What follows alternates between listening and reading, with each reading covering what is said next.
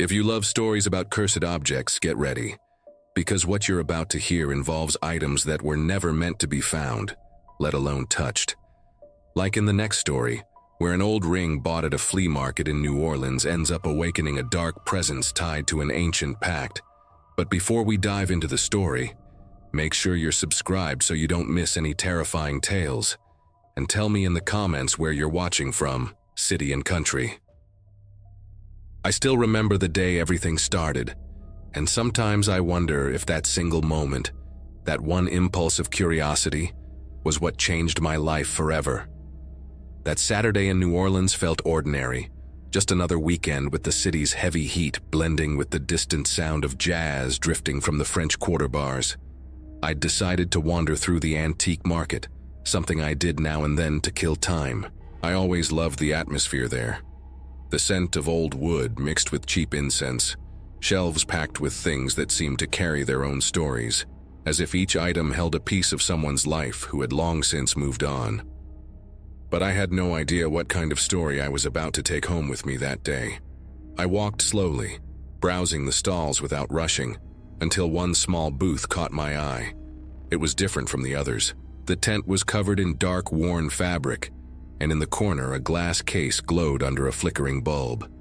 Inside, a single ring stood out, tarnished gold with a deep red stone that seemed to pulse, almost alive.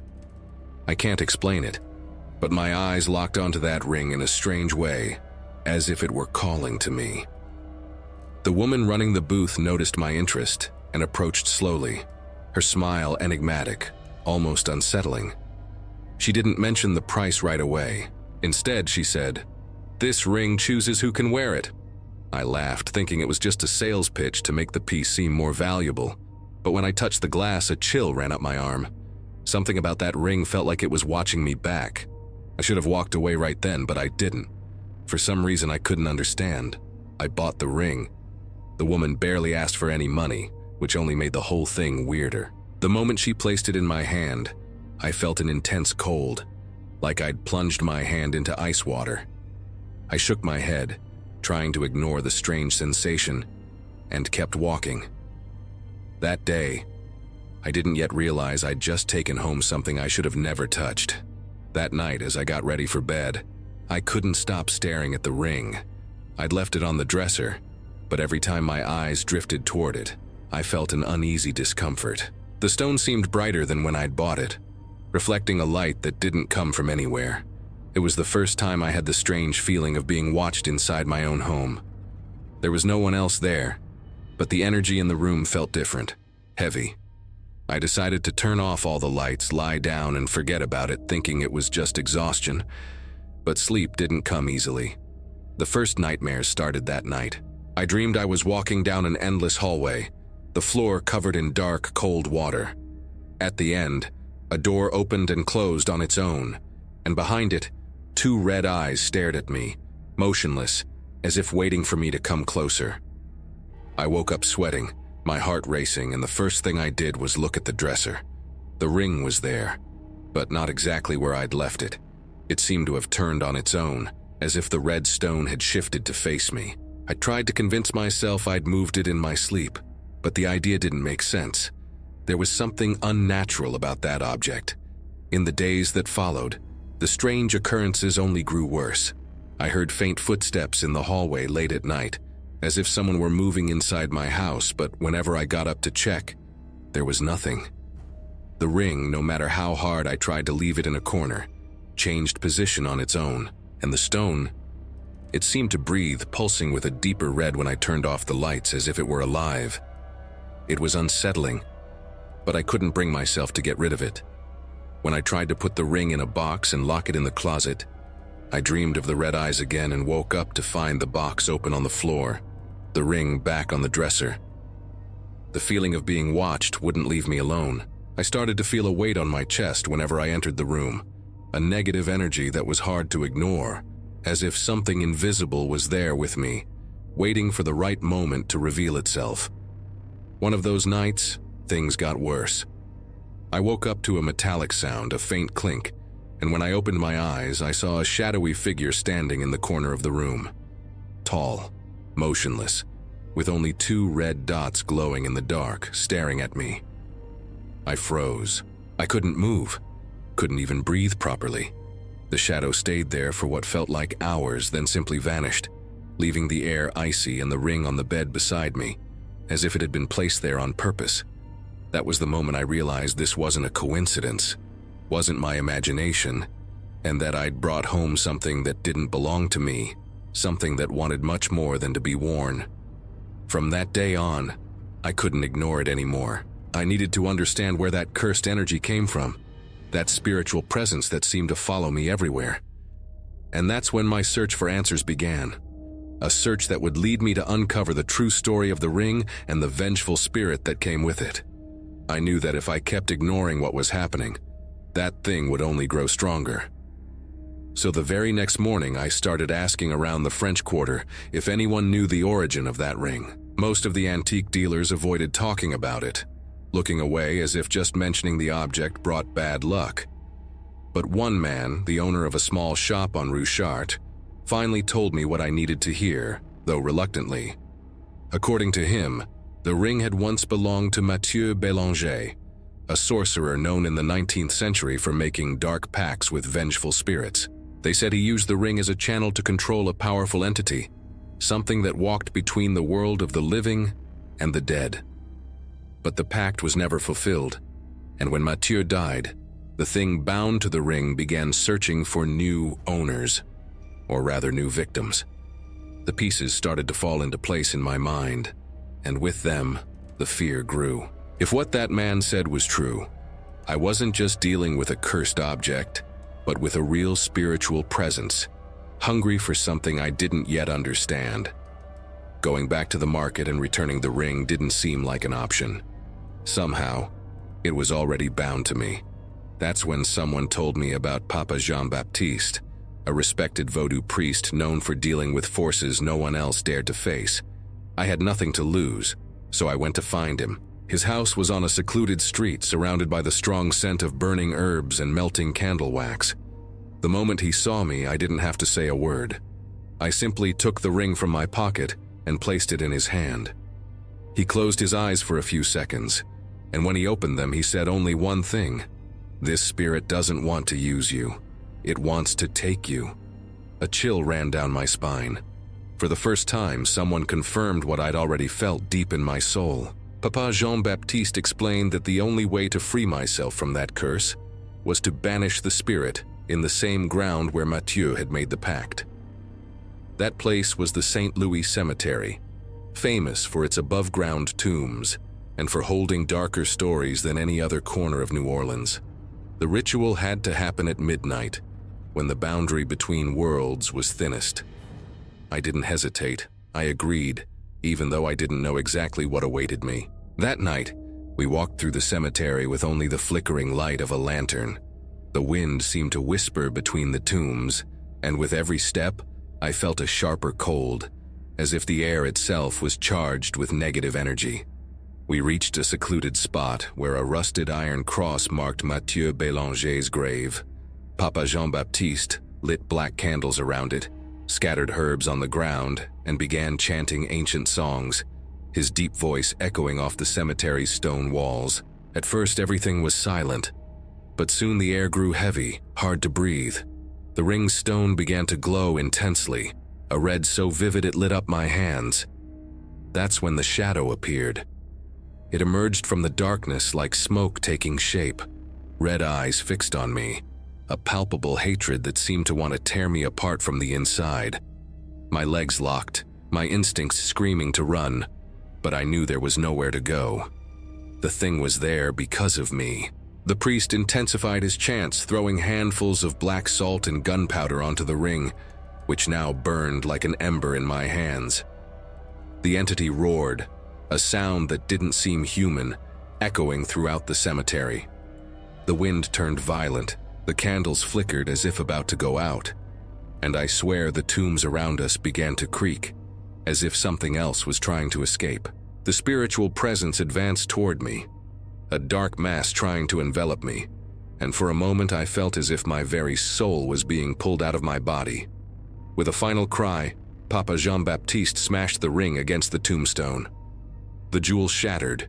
The red light exploded in a flash, and the shadow let out a deafening howl before being sucked into the ground, leaving only an eerie silence in the air. I fell to my knees, my body trembling, too weak to move. The priest pulled me away from there, saying we had won, but his expression wasn't one of victory. It was a warning. In the days that followed, I tried to return to my life. The nights grew quieter, the nightmares stopped, and for the first time since I'd bought the ring, I slept in peace. But sometimes when I walk the empty streets of New Orleans at night, I feel that old sensation of being watched. It's not strong, not constant, but it's there. As if something somewhere still knows my name, and maybe it never really left. That was horrifying. What did you think of the story? From 0 to 10, how would you rate it? Leave your thoughts down below. Some objects don't just carry energy, they choose to stay with you. Even after being destroyed, they leave traces, signs, sensations no one else can feel. And the story you're about to hear begins with another discovery, something hidden deep inside an ancient cave, where the silence seemed to guard more than just stone and darkness. There's no way to explain the feeling that overcame me in that moment. The darkness of the cave wasn't just the absence of light. It felt alive, breathing with us, almost watching. It was supposed to be just another adventure, another story to tell over a few beers, but that trip turned into a nightmare I still wish I could forget. Josh, Lily, and I were in Mammoth Cave for the weekend, exploring the lesser-known caverns, far from the tourist groups. Carl, always the most adventurous of us, was the one who insisted on this idea. He said he wanted to feel the raw energy of the earth, that mystical talk he loved. We didn't take it too seriously. We just went along for the fun and the challenge of going where most people wouldn't dare. The hike to the main entrance was easy, full of laughter and jokes, that adventurous vibe. But as soon as we stepped into a side passage with no marked trail, everything seemed to change. The air grew heavier, colder, as if the cave had swallowed any sound from the outside. The passage was narrow. The light from our lanterns flickered with every step, and I had the strange feeling that something was moving at the edge of my vision. Josh mentioned he felt like we were being watched, but Carl, always joking, laughed it off as adrenaline. After a few minutes, we found a chamber that looked different from the others.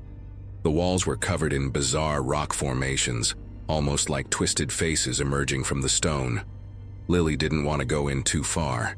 She said the place had a negative energy, but Carl, as always, led the way, exploring everything.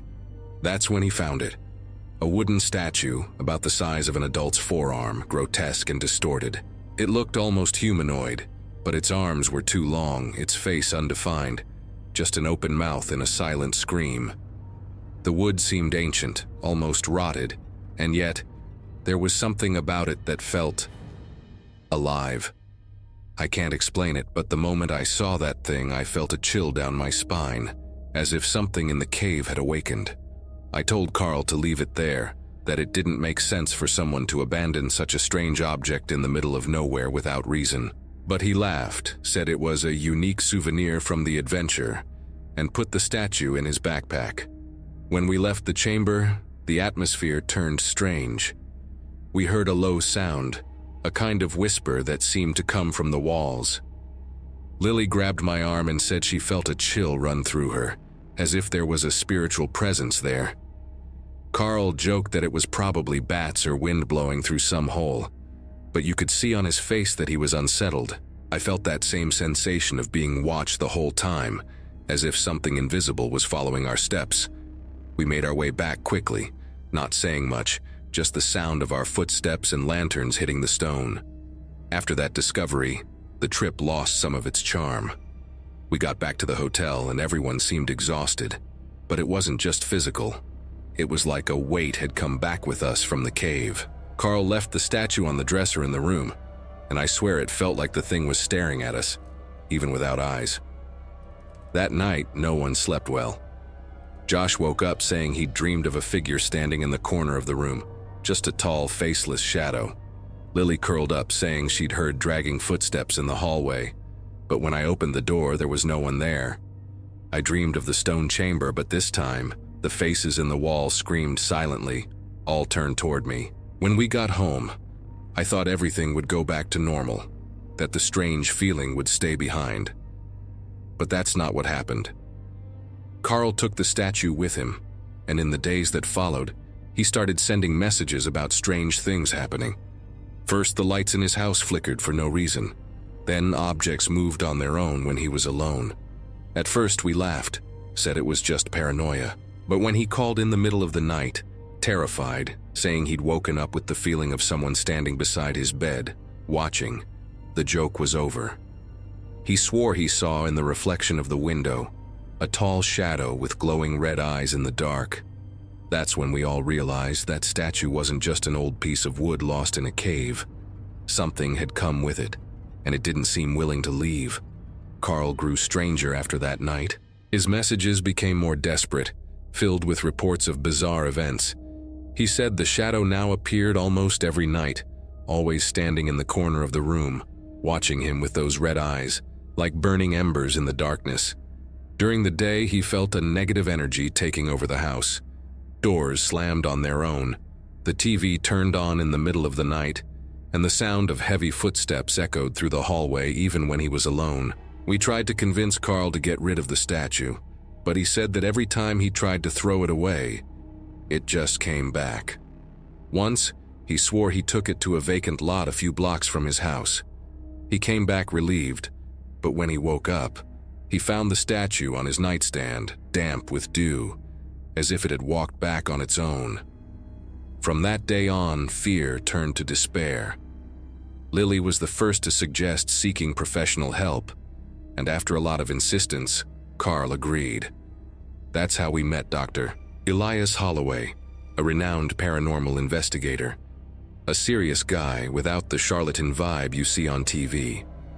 He listened to everything without interrupting, asked detailed questions about the cave, the discovery, and the first signs of activity. When Carl took the statue out of his backpack, Elias paled, as if he already knew what it was. He said objects like that are anchors, things capable of keeping entities tied to this side of the veil. Getting rid of them wasn't simple. It required a ritual to sever the connection, but he warned that the entity wouldn't let that happen without a fight. The session was scheduled for that same night at Carl's house. As soon as we entered, the atmosphere was suffocating. The air felt heavy. Every step echoed as if someone were following us closely. Elias prepared a circle on the floor, lit candles, scattered strange symbols, and placed the statue in the center. The ritual began with low chants, a mix of Latin and words I'd never heard before. Then the temperature suddenly dropped, and the house plunged into an oppressive silence. That's when we heard it, a whisper coming from all directions, as if dozens of voices were surrounding us. The lights began to flicker, objects trembled on the shelves, and a cold wind swept through the room. Carl started screaming, saying he saw the shadow standing behind him, getting closer, its red eyes glowing with pure hatred. The statue seemed to pulse, as if it had a heartbeat inside it. Elias raised his voice, chanting stronger words, and the house reacted. Doors slammed shut, one of the windows shattered, and something invisible tried to blow out the candles. I felt an icy hand grab my shoulder, but when I turned, there was no one there. The feeling of being watched was unbearable, as if that thing wanted us to feel the fear it carried. Elias shouted for Carl to place his hand on the statue and repeat some words. As soon as he did, a horrible scream filled the house, a sound that seemed to come from the depths of the cave where it all began. The shadow finally materialized in the middle of the room, tall, thin, a dark blur with red eyes burning in the emptiness of its face. It advanced toward the circle, but something repelled it, as if an invisible barrier held it back. Elias threw a handful of powder onto the statue, which began to burn slowly without visible flames, consumed by an intense, strange light. The entity howled, distorting the air around us, and for a moment I thought everything would collapse, that the house would crumble under the force of that presence. With a final scream, the statue cracked in half and crumbled into ashes. The shadow let out a deafening roar and was sucked into nothingness, as if it had been torn from our reality. The silence returned, But it wasn't the same as before. It was heavy, charged with something that seemed to watch from afar, even if invisible. Carl fell to his knees, crying, exhausted, as if all the weight had finally lifted from his shoulders. The following days were strangely calm. The lights stopped flickering, the footsteps ceased, and the feeling of oppression faded. But weeks later, Carl confessed he still woke up some nights certain someone was in the room. He was never the same. Neither were we. The adventure that started as fun became a dark reminder that some things should never be touched, that certain objects carry stories that aren't ours to uncover. And every time I pass by a cave, I feel that same chill down my spine, as if something, somewhere, is still waiting for us to return.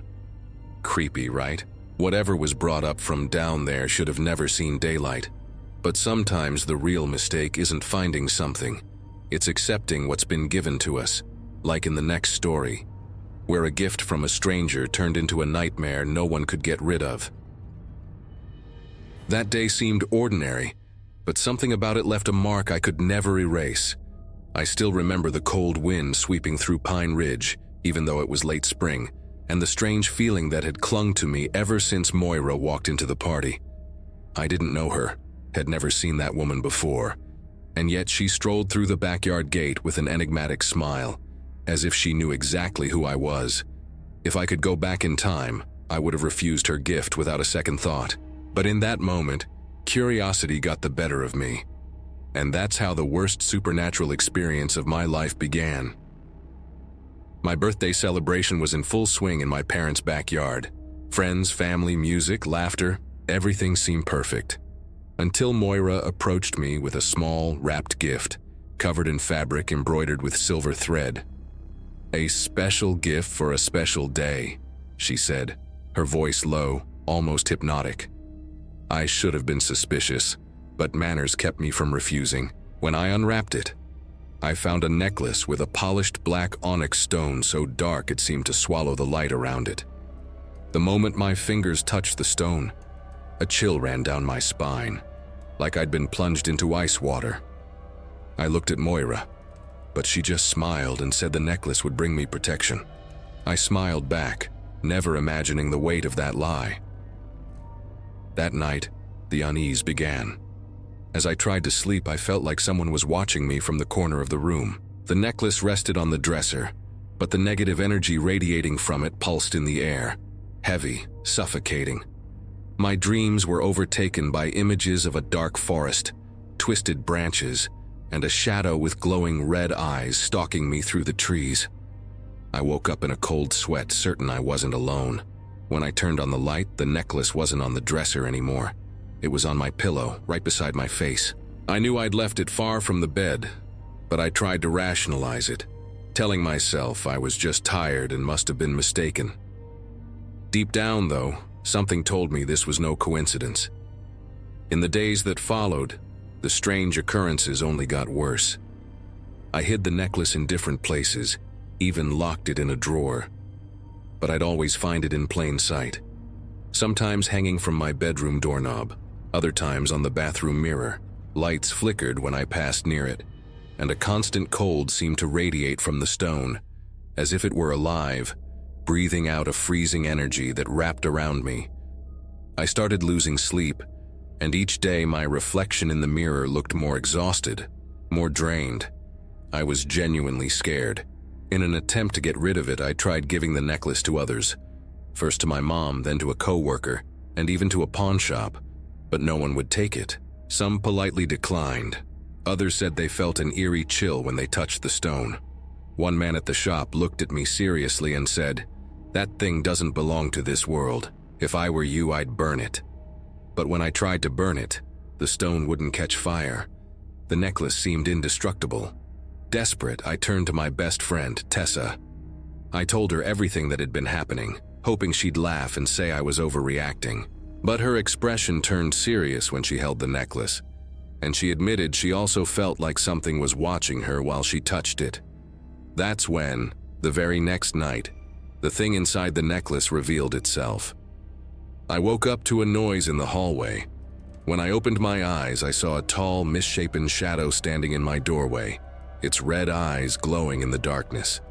I couldn't move, couldn't scream. The shadow just stood there, watching, until the lamp flickered 3 times and vanished. On the floor, the necklace lay discarded, as if it had been left behind by that thing. That's when I decided to seek help from Reverend Nathaniel, the pastor of Pine Ridge's small church. I brought him the necklace and explained everything, but he hesitated before touching the stone. He said he felt a heavy spiritual presence, something ancient, filled with resentment, trapped inside the object. He tried to say a blessing over it, but during the prayer, the candle beside us snuffed out on its own, and a cold wind swept through the room. The Reverend looked at me gravely and said, "This necklace doesn't want to be blessed. It was made to trap something, or someone." I left even more terrified, feeling like there was no way out. The next day, I sought out Moira. I wanted answers. She welcomed me as if she'd been expecting my visit. I stared at her and demanded to know where the necklace came from and what was inside it. Her smile faded, replaced by an almost sad expression. Moira told me the necklace belonged to an old Pine Ridge family tied to dark practices and blood pacts. The onyx stone was used as a prison for a vengeful spirit, someone who had died unjustly, whose hatred had never found rest. "As long as the necklace exists, it will find someone to carry its burden," she said, without an ounce of remorse for giving it to me. Before I could react, the world spun around me. Everything went dark, and when I opened my eyes, I was in the same forest from my nightmares. The mist was thick, the air heavy, and the branches seemed to twist as if trying to trap me. The shadow with red eyes appeared in front of me, larger and closer than ever. The spiritual presence was suffocating, a negative energy so strong it felt like it was sucking the air from my lungs. I knew that if I didn't do something, I'd be trapped in that nightmare forever. With trembling hands, I grabbed the necklace. The stone pulsed, hot and cold at the same time. The shadow drew closer, emitting a low, mournful sound. I screamed, begging it to leave me alone, and slammed the necklace against a rock on the ground. Nothing happened. I struck it again, and this time I heard a crack, a thin fracture splitting the onyx. The shadow howled, a sound that made the entire forest tremble. I gathered all my strength and crushed the stone against the rock one last time. The necklace shattered, exploding into black dust that scattered into the air. The shadow dissolved into a long scream before disappearing completely. When I woke up, I was lying in front of Moira's house. The sun was just beginning to rise, and beside me, there was only a small pile of ashes where the necklace had been. Moira was nowhere to be found. I stood up, still shaking, and walked back home, feeling the weight lift from my shoulders little by little. But something inside me had changed that day. I'd learned the hard way that some gifts carry stories that should never be passed on. And ever since then, whenever a stranger approaches with a mysterious smile and a gift in hand, I think twice before accepting. Because some energies never really want to leave. Scary, huh? A necklace that seemed harmless ended up being an ancient curse. Proof that even the most beautiful gifts can hide darkness within. But cursed objects aren't limited to jewelry, as you'll see in the next story, where a simple buried sword will awaken horrors that should have stayed buried forever. But before we continue, if you've made it this far, that means you're enjoying the stories. So go ahead and hit the like button to let YouTube know you want more content like this, and don't miss any new horror stories. That night, the road seemed endless. The moon was hidden behind heavy clouds, and the only sound was the crunch of gravel under the car tires as we drove back from the campsite. Devin, Silas, and I were exhausted, but we were still laughing about the stories we'd told around the campfire earlier. Then Devin asked to pull over, saying he'd seen something strange glowing near the edge of the trail. We thought it was just another one of his impulses to explore anything that looked even slightly interesting. But in that moment, I had no idea what we were about to bring back with us.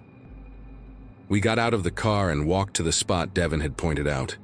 The ground looked disturbed, as if something had been buried recently, and there, in the damp soil, the tip of a rusted blade poked out.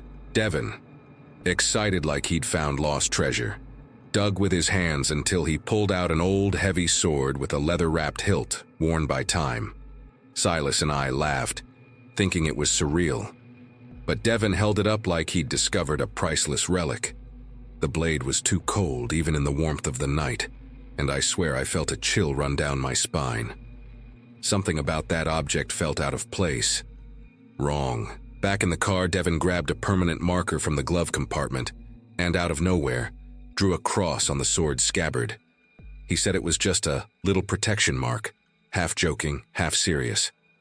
We laughed, but I kept staring at that cross, trying to ignore the strange feeling the sword gave me. After playing with it for a while, Devin handed it to me and said I could keep it. I accepted without thinking, but the moment I held it, a strange wave washed over me, as if the energy around me had grown heavier. It was like the sword was breathing, as if something trapped inside it had awakened the second I touched it. That night, when I got home, I leaned the sword against the corner of my room. My mom scolded me early the next morning, complaining she'd heard footsteps on the stairs all night, like someone was walking up and down endlessly. I laughed and said she must have imagined it, but deep down my stomach twisted. That wasn't normal. And when I told Devin about it the next day, I joked that maybe it was the sword. He didn't laugh. Instead, he got serious for a moment and admitted that when he'd touched the blade, he'd felt an inexplicable rage, as if something had seeped into him for a few seconds. Silas, always the skeptic, thought we were just being paranoid.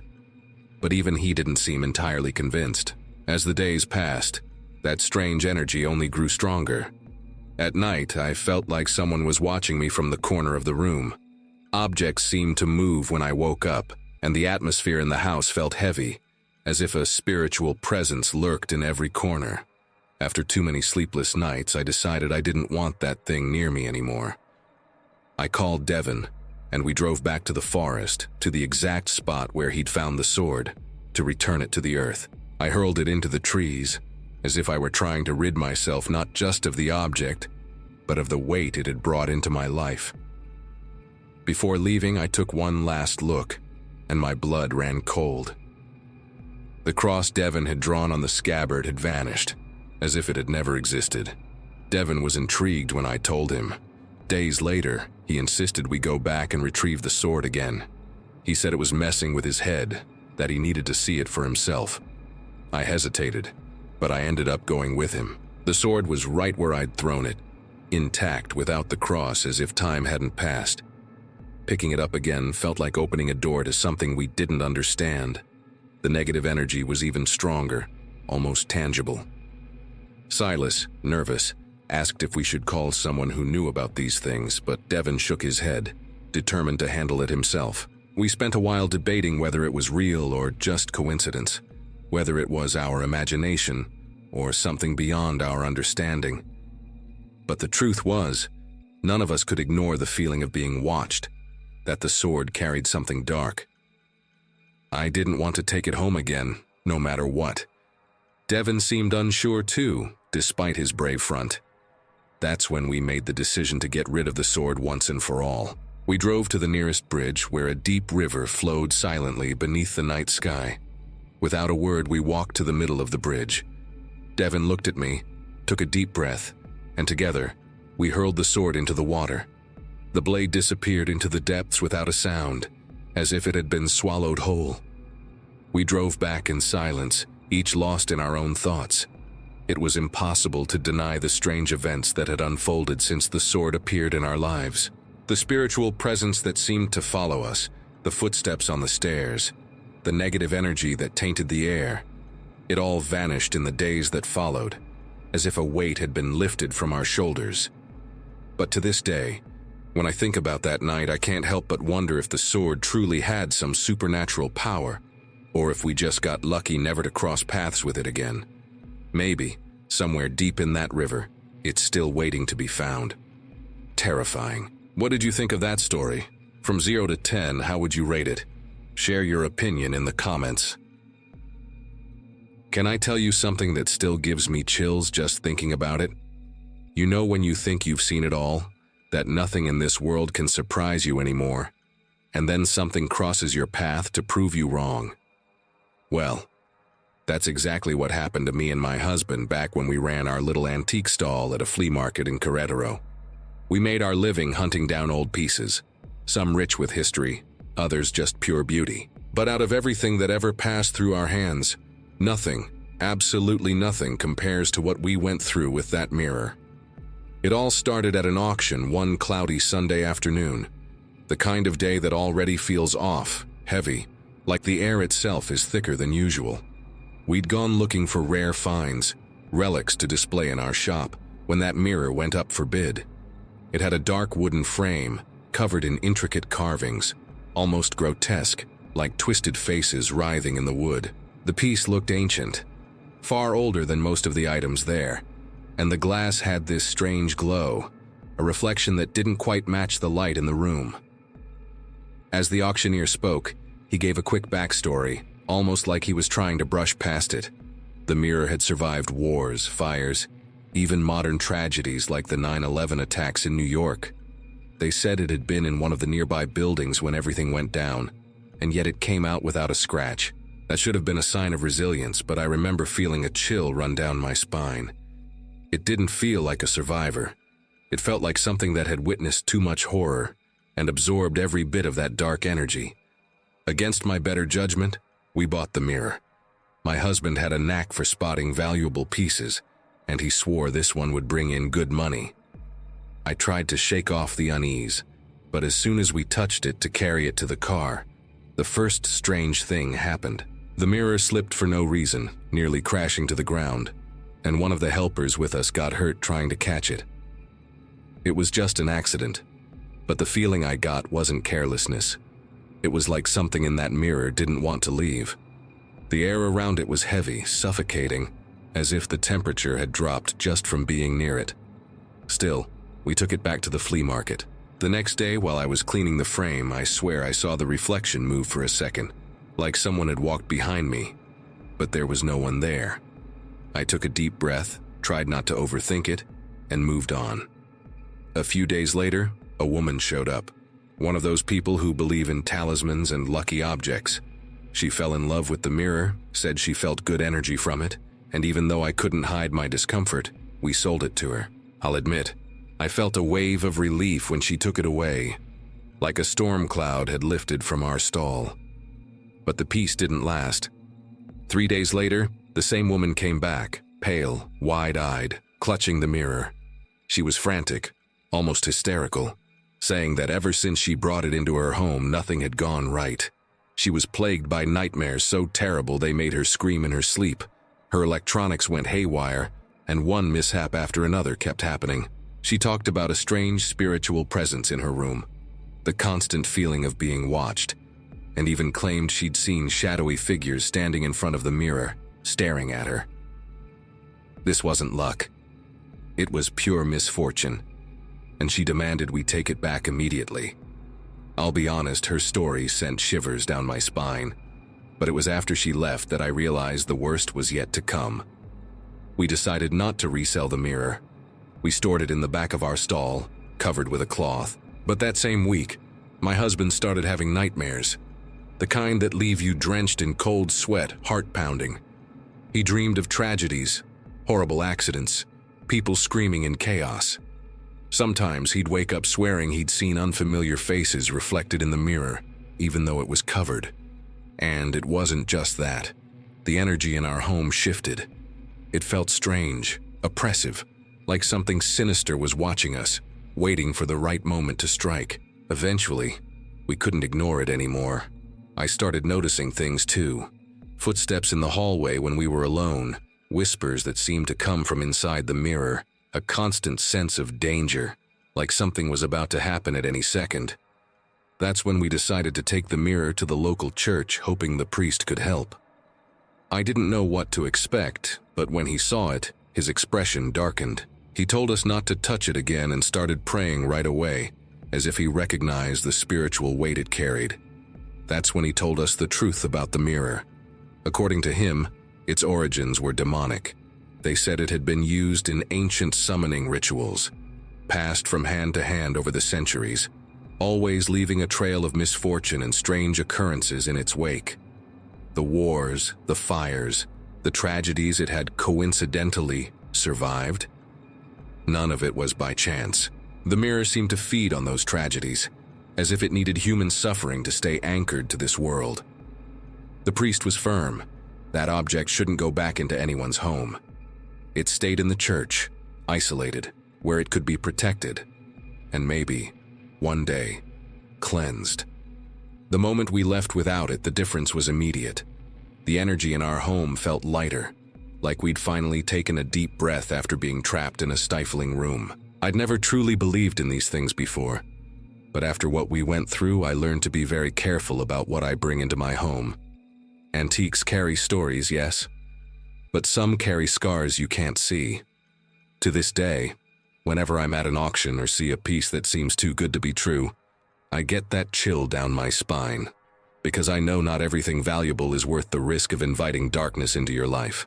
If you've made it this far, you've probably realized that with certain objects, the danger isn't what they reveal. It's what they keep carrying, even after they're gone. These stories leave that strange feeling in the air, don't they? That not everything was truly resolved. If you like that kind of eerie atmosphere and want to keep exploring the darker side of things, make sure to subscribe. There's always a story here that'll make you question what's real. And drop a comment with the phrase, "cursed mirror," just so I know you stayed with me till the end. Oh, and if this video kept you hooked till now, hit the like button. That tells me you enjoy these mysterious tales too. There's another video right here with even more stories like this one. Click it and come with me there. Trust me, it's just as strange as that mirror.